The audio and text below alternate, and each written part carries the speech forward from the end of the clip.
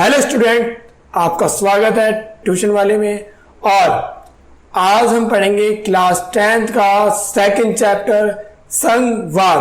तो चलो शुरू करते हैं। तो बच्चों, संघवाद होता क्या है?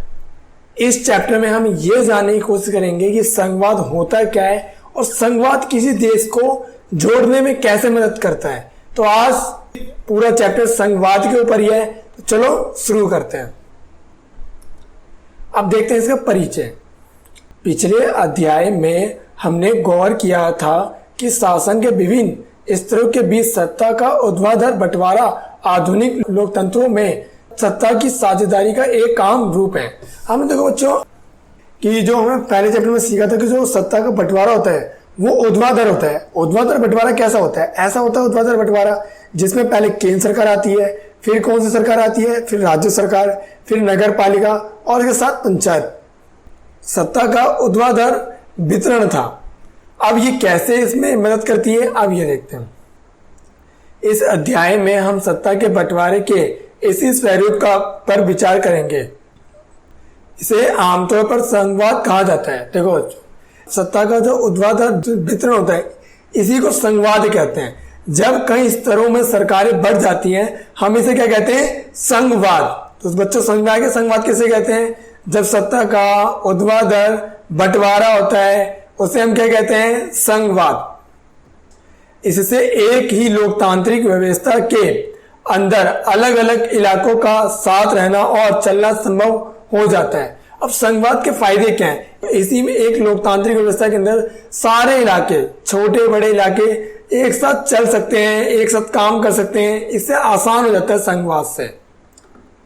अध्याय के शेष हिस्से में भारत के संघवाद के सिद्धांत और व्यवहार को समझने की कोशिश की गई है। अब जो बाकी अध्याय है उसमें हम ये सीखेंगे कि भारत में संघवाद के क्या सिद्धांत है, उसका व्यवहार क्या है, ये समझने की हम कोशिश करेंगे।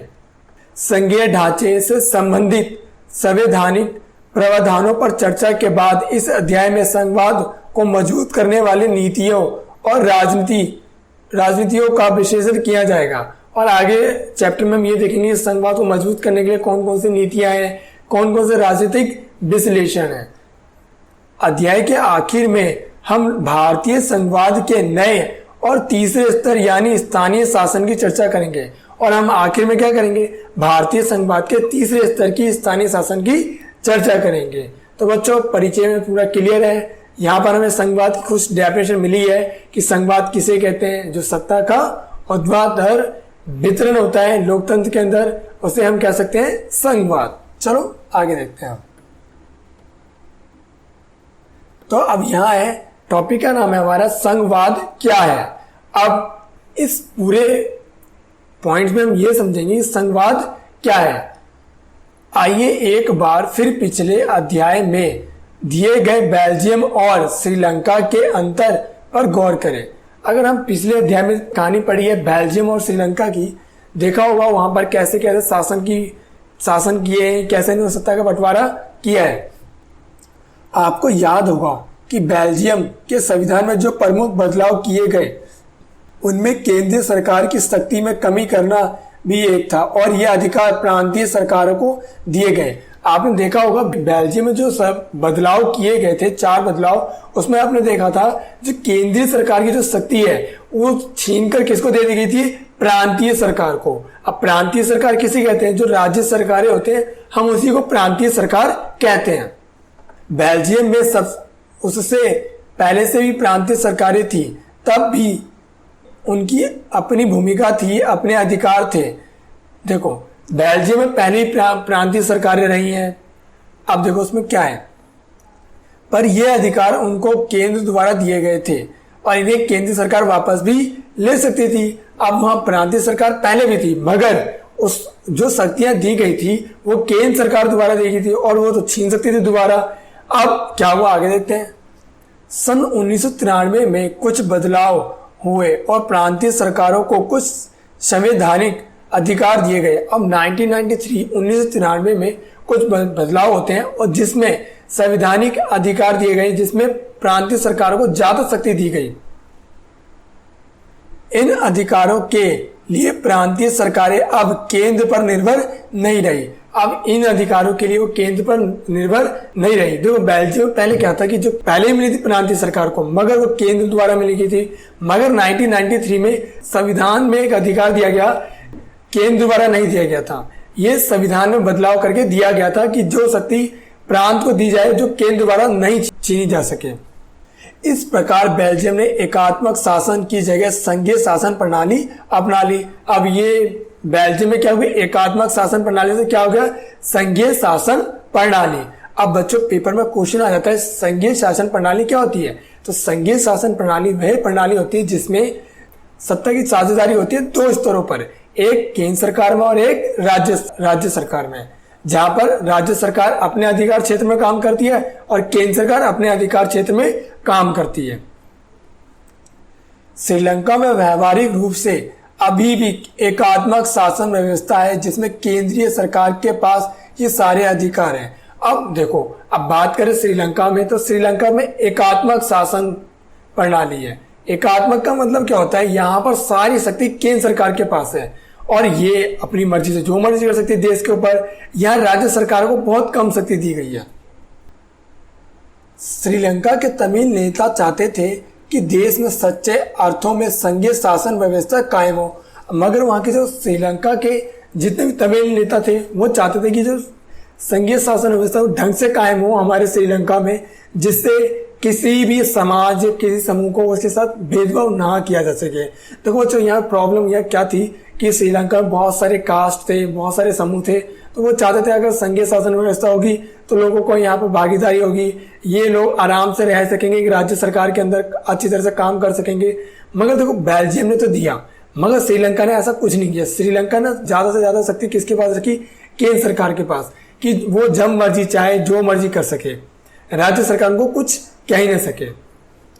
अब आगे देखते हैं, संघीय शासन व्यवस्था में सर्वोच्च सत्ता केंद्रीय प्राधिकार और उसकी विभिन्न अनुषंगिक इकाइयों के बीच बढ़ जाती है। अब संघीय शासन व्यवस्था में क्या होता है, जो सर्वोच्च सत्ता होती है, पूरी शक्ति होती है, केंद्रीय प्राधिकार और बाकी जितनी भी इकाइयां होती है सब में बढ़ जाती है। सब में बढ़ जाती है मतलब कि केंद्र में राज्य सरकार, नगर पालिका, सब में सारी शक्तियां बढ़ जाती हैं।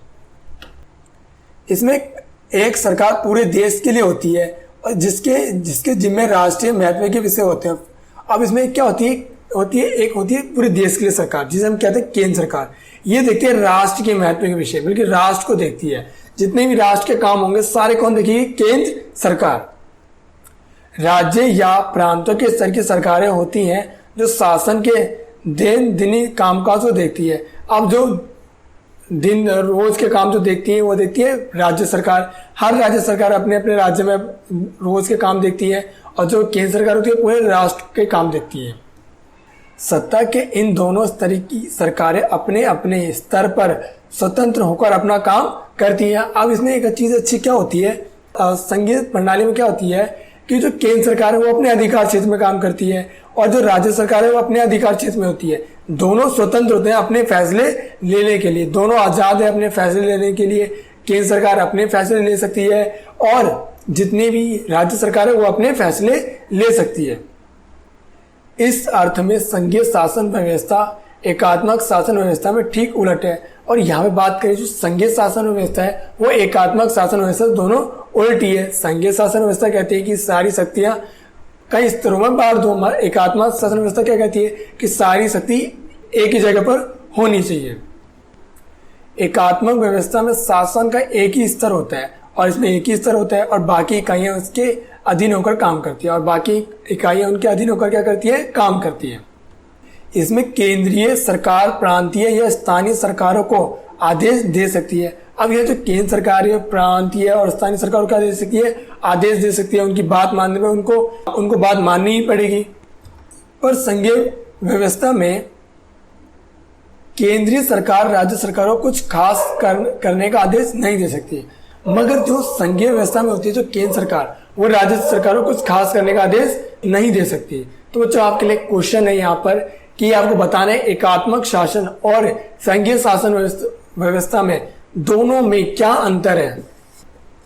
राज्य सरकारों के पास अपनी शक्तियां होती हैं और इसके लिए वे केंद्रीय सरकार को जवाबदेह नहीं होती। अब यह राज्य सरकार के पास खुद की शक्ति होती है, वो केंद्र सरकार को कोई जवाब नहीं दे सकती।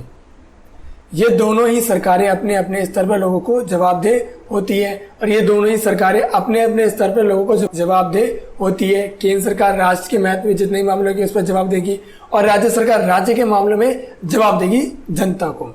आइए संघीय व्यवस्था की कुछ महत्वपूर्ण विशेषताओं पर गौर करें। अब इनके हम कुछ महत्वपूर्ण विशेषताओं पर गौर करेंगे। पहला, यहाँ सरकार 2 या अधिक स्तरों वाली होती है। अब इसकी संघीय शासन व्यवस्था की पहली जो महत्वपूर्ण विशेषता है वो ये है कि जो सरकार है वो 2 स्तरों वाली होती है। कितने स्तरों वाली होती है? 2 या 2 से अधिक भी हो सकती है। अब जो हम बताता हूँ, एक बार दोबारा बताता हूँ आपको।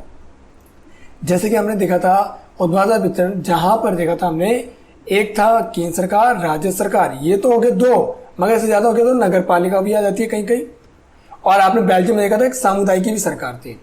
अलग अलग स्तर की सरकारें एक ही नागरिक समूह पर शासन करती है, पर कानून बनाने पर वसूलने और प्रशासन का उनका अपना अपना अधिकार क्षेत्र होता है। देखेंगे, बात करेंगे तो यहाँ पर अलग अलग स्तर की सरकारें एक ही नागरिक समूह पर शासन करती है। अब तो अलग अलग स्तर की सरकार है मगर एक ही नागरिक पर क्या करेगी? शासन करेगी। अब केंद्र सरकार भी उसी जनता पे, केंद्र सरकार जो होती है वो भी उसी जनता पर अपना शासन करेगी और राज्य सरकार भी उसी जनता पर करेगी, मगर यहाँ पर दोनों का अधिकार क्षेत्र होता है। अधिकार क्षेत्र क्या होता है? अपना अपना क्षेत्र होता है पैसा कमाने का और टैक्स वसूलने का और अपना प्रशासन का। अधिकार क्षेत्र का मतलब होता है अपना क्षेत्र, बल्कि क्षेत्र का मतलब जैसे कि मान लो ये मेरी बाउंड्री है, मैं यहाँ तक मैं देखूंगा और इसके आगे आप देख सकते हैं। मान लो अधिकार क्षेत्र राज्य है और राज्य अपने राज्य में सारे काम कर सकती है मगर दूसरे राज्य के काम नहीं कर सकती। मगर यहाँ केंद्र सरकार है वो सारे राज्य में देखा देखी कर सकती है मगर किसी राज्य में दिन रोज के काम नहीं देख सकती, वो बस राष्ट्रीय महत्व में देखेगी। तो दोनों का यहाँ पर क्या अधिकार क्षेत्र अलग अलग होते हैं। विभिन्न स्तरों की सरकारों के अधिकार क्षेत्र संविधान में स्पष्ट रूप से वर्णित होते हैं, इसलिए संविधान सरकार के हर स्तर के अस्तित्व के प्राधिकार की गारंटी और सुरक्षा देता है। अब देखो यहाँ पे क्या होता है, हमारे जो किसी भी संविधान के अंदर यहाँ सबकी शक्तियां स्पष्ट रूप से बता दी जाती है कि हर स्तर पे किसकी क्या शक्ति है, कौन कौन सी शक्ति का प्रयोग कर सकता है। ये इसलिए किया जाता है कि दोनों के बीच में लड़ाइयां ना हो, दोनों को अपनी शक्तियों के बारे में पूरा ढंग से पता हो। संविधान के मौलिक प्रावधानों को किसी एक स्तर की सरकार अकेले नहीं बदल सकती। ऐसे बदलाव दोनों स्तर की सरकारों की सहमति से ही हो सकते हैं। अब जो संविधान के अंदर जब मौलिक प्रावधानों को बदलना होता है तो यहाँ पे दोनों सरकारों को बदलना है। कुछ भी बदलाव करना है तो दोनों सरकारों को बदलना पड़ेगा, इस क्षेत्रीय स्तर पे भी और राष्ट्रीय स्तर पे भी।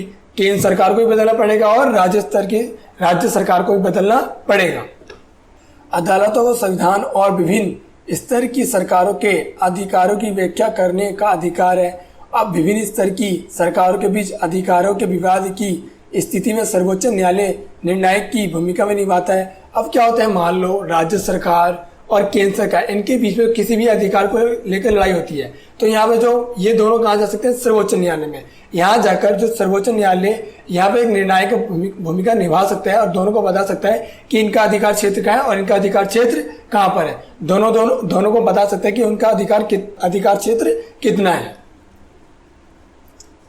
वित्तीय स्वायत्तता निश्चित करने के लिए विभिन्न स्तर की सरकारों के लिए राजस्व के अलग अलग स्रोत निर्धारित हैं। अब यहाँ क्या वित्तीय स्वायत्तता मतलब कि जो कमाई सरकार को कहाँ से हो, तो दोनों को अलग अलग स्रोत दे रखे हैं पैसे कमाने के। राजस्व का मतलब होता है टैक्स वसूलना। दोनों को टैक्स वसूलने के लिए अलग अलग अधिकार क्षेत्र दे रखे होते हैं। इस प्रकार संघीय शासन व्यवस्था के दोहरे उद्देश्य हैं: देश की एकता की सुरक्षा करना, उसे बढ़ावा देना तथा इसके साथ क्षेत्रीय विविधताओं को पूरा सम्मान करना। अब देखो यहाँ संघीय शासन व्यवस्था में एक चीज अच्छी होती है क्या, एक तो यहाँ जो केंद्र सरकार होती है वो देश की एकता को देखती है, उसकी सुरक्षा को देखती है और उसको बढ़ावा भी देती है। और साथ में क्षेत्रीय विविधता को लेकर क्षेत्र के अंदर जो अलग अलग समूह के लोग हैं उनका भी सम्मान करना, इसलिए संघीय शासन व्यवस्था बहुत अच्छी कहलाती है। इस कारण संघीय व्यवस्था के गठन और कामकाज के लिए दो चीजों सबसे महत्वपूर्ण है: विभिन्न स्तरों की सरकारों के बीच सत्ता के बंटवारे के नियमों पर सहमति होनी होनी चाहिए। अब क्या होता है यहाँ पर ना, देखो जो भी संघीय शासन व्यवस्था में जो कामकाज होता है, यहाँ पर जो बंटवारा होता है दोनों की सहमति होनी चाहिए कि ये हमारा अधिकार क्षेत्र है, ये आपका अधिकार क्षेत्र है, और इनका एक दूसरे पर भरोसा भी होना चाहिए। दोनों को देखो नियमों पर सहमति भी होनी चाहिए और दोनों को एक दूसरे पे भरोसा भी होना चाहिए, जब ही एक संघीय शासन व्यवस्था ढंग से काम कर सकती है। वे अपने अपने अधिकार क्षेत्रों को मानेंगे। आदर्श संघीय व्यवस्था में ये दोनों पक्ष होते हैं, आपसी भरोसा और साथ रहने की सहमति। अब देखो संघीय शासन व्यवस्था में दोनों पक्ष होते हैं। एक तो आपसी भरोसा, दोनों में हम दोनों को एक दूसरे भरोसा होना चाहिए कि हम दोनों एक दूसरे गलत नहीं करेंगे। अब दूसरा साथ रहने की सहमति। एक तो साथ रहने की सहमति कि हम सारे एक साथ रहेंगे, सब अपने अपने अधिकार क्षेत्र में काम करेंगे, अपने अपने राज्य में काम करेंगे। केंद्र और विभिन्न राज्य सरकारों के बीच सत्ता का बंटवारा संघीय सरकार में अलग अलग किस्म का होता है। अब देखो केंद्र और विभिन्न राज्य सरकार के बीच जो सत्ता का बंटवारा होता है, हर संघीय सरकार में अलग अलग किस्म का हो सकता है। अब बात करते हैं कैसे कैसे। इस चीज पर निर्भर करती है कि संघ की स्थापना किन ऐतिहासिक संदर्भों में हुई है। अब ये बात मायने रखती है कि जो संघीय शासन व्यवस्था जो बनी है ये किस संदर्भों में बनाई गई है। संघीय शासन व्यवस्थाएं आमतौर पर दो तरीकों से गठित होती है। पहला तरीका है दो या अधिक स्वतंत्र राष्ट्रों को साथ लाकर एक बड़ी इकाई गठित करने का। अब इसमें पहला तरीका तो ये है कि जो स्वतंत्र जो आजाद देश हैं ये सारे एक साथ आ जाएं और एक बड़ी इकाई बना लें। एक तो ये तरीका है संघीय शासन व्यवस्था बनाने का। इसमें दोनों स्वतंत्र राष्ट्र अपनी संप्रभुता को साथ करते हैं और अपनी अलग अलग पहचान को भी बनाए रखते हैं और अपनी सुरक्षा तथा खुशहाली बढ़ाने का रास्ता अख्तियार करते हैं। अब इसमें ये फायदा होता है, ये दोनों स्वतंत्र जो आजाद या स्वतंत्र राष्ट्र होते हैं ये अपनी संप्रभुता के साथ आगे बढ़ते हैं और अपनी अपनी अलग अलग पहचान बनाए रखते हैं और अपनी सुरक्षा का खुशहाली को बढ़ाने का रास्ता अख्तियार करते हैं। बल्कि एक तो ये अपनी अपनी फैसले खुद ले सकते हैं और इससे एक तो देश ही मजबूत होता है और एक बड़ी इकाई भी हो जाती है कि कल को कुछ भी होगा हमारे देश में तो एक बड़ी इकाई है, हम उसको संभाल सकेंगे। संयुक्त राज्य अमेरिका, स्विट्जरलैंड और ऑस्ट्रेलिया वगैरह ये तीन देश ऐसे हैं जिन्होंने ऐसी तरीका अपनाया था कि ये स्वतंत्र देश से मगर साथ अगर एक बड़ी इकाई इन्होंने बनाई। तो याद रखना अमेरिका, स्विट्जरलैंड और ऑस्ट्रेलिया। इस तरह की संघीय व्यवस्था वाले मुल्कों में आमतौर पर प्रांतों को समान अधिकार होता है और वे केंद्र के बरकस ज्यादा ताकतवर होते हैं। इस तरह की संघीय शासन व्यवस्था में क्या होता है, जो ज्यादा शक्ति होती है वो होती है राज्य सरकार के पास। केंद्र सरकार के पास ज्यादा शक्ति नहीं होती। यहाँ पर जो राज्य सरकार होती है उनमें सबके पास बराबर अधिकार और ये केंद्र से ज्यादा मजबूत होते हैं। संघीय शासन व्यवस्था के गठन का दूसरा तरीका है बड़े देश द्वारा अपनी आंतरिक विविधता को ध्यान में रखते हुए राज्यों का गठन करना और फिर राज्यों और राष्ट्रीय सरकार के बीच सत्ता का बंटवारा कर देना। अब देखो दूसरा तरीका क्या है कि जो संघीय शासन का जो दूसरा तरीका है वो बड़े देश अपनी आंतरिक विविधता में अपने देश में बहुत सारे जाति, बहुत सारे अलग अलग समूह को देखते हुए अलग अलग राज्य में सारी शक्तियां बांट देती हैं।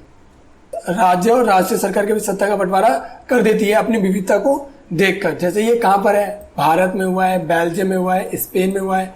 इसके उदाहरण है जहां पर इन्होंने अपनी विविधता को देखकर अपनी सत्ता का बंटवारा किया है। इस दूसरी श्रेणी वाली व्यवस्था में राज्यों के बरकस केंद्र सरकार ज्यादा ताकतवर हुआ करती है, मगर यहाँ पर जो केंद्र सरकार ज्यादा मजबूत होती है राज्य सरकार से। पहले में जो राज्य सरकार वो ज्यादा मजबूत होती है मगर यहाँ पर क्या होती है, केंद्र सरकार ज्यादा मजबूत होती है। अक्सर इस व्यवस्था में विभिन्न राज्यों को समान अधिकार दिए जाते हैं, पर विशेष स्थिति में किसी प्रांत को विशेष अधिकार भी दिए जाते हैं। अब यहाँ पर सबको समान अधिकार तो दिए जाते हैं, मगर कभी कभी किसी विशेष स्थिति में राज्य या प्रांत को ज्यादा अधिकार भी दिए जाते हैं या विशेष अधिकार भी दिए जाते हैं। तो बच्चों इतना तो खत्म हो गया। अब ये एक बार ये देखते हैं अधिकार क्षेत्र, ऐसा दायरा जिस पर किसी का वैधानिक अधिकार हो। यह दायरा भौगोलिक सीमा के अंतर्गत परिभाषित होता है। अब क्या होता है, ये एक ऐसा दायरा होता है जिसमें वैधानिक बल्कि एक सबको दायरा पता होना चाहिए कि उनका दायरा कहाँ तक है भौगोलिक क्षेत्र के अनुसार।